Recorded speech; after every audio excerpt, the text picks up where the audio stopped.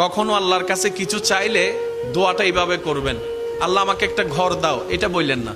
বলবেন আল্লাহ আমাকে একটা শান্তির ঘর দাও।